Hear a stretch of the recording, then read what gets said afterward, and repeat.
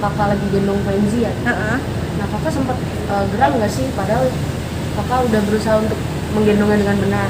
Enggak sih, soalnya kayak masing-masing ibu tuh punya caranya masing-masing untuk menjaga anaknya, menggendong anaknya.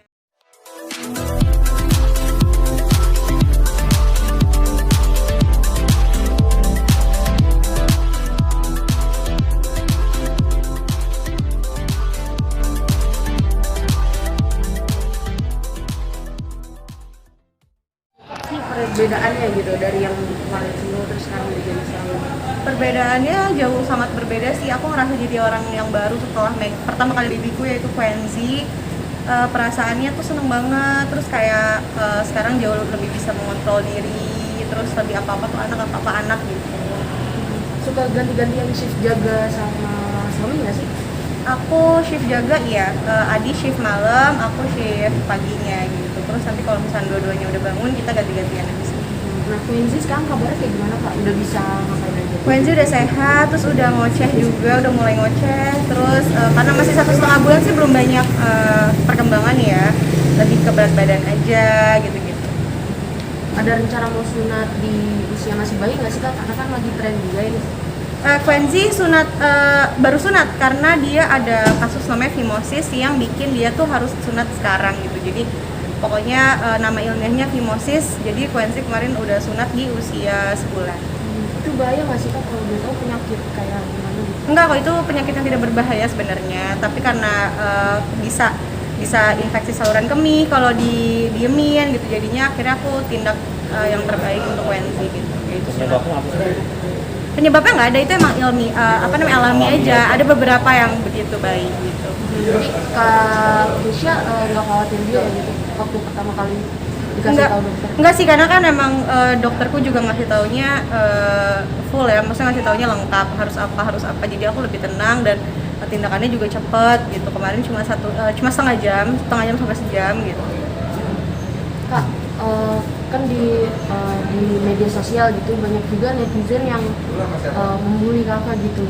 Gimana sih kakak menanggapinya? Gitu? Aku sebenarnya udah biasa banget dibully ya dari dulu juga, sebelum ada sosial media. Sebenarnya kan emang orang-orang mungkin punya pemikiran yang berbeda masing-masing orang. Jadi mungkin ada penyampaian orang yang sedikit rada keras jadinya dibilang membuli, ada juga yang lembut jadi kayak ngasih tahu gitu. Mungkin yang membuli juga sebenarnya sayang sama aku, pengen kasih tahu yang mereka tahu aku nggak tahu, tapi kesannya seperti membuli karena mungkin penyampaiannya salah gitu.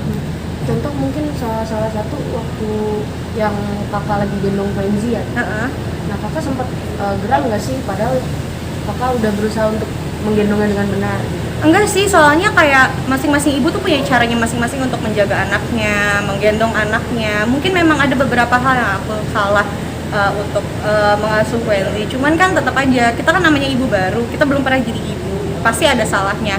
Terima kasih sudah mengingatkan, aku biasanya cuma kayak gitu doang.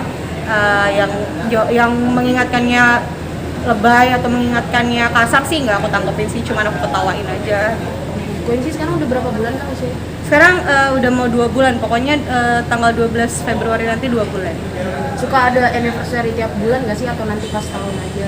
Kalau untuk Wenzi setahun aja lah, setahun 2 tahun gitu, karena kan emang ulang tahunnya ya. Support dari suami seperti apa sih kak waktu kakak dibully gitu? Apakah dia defensif juga?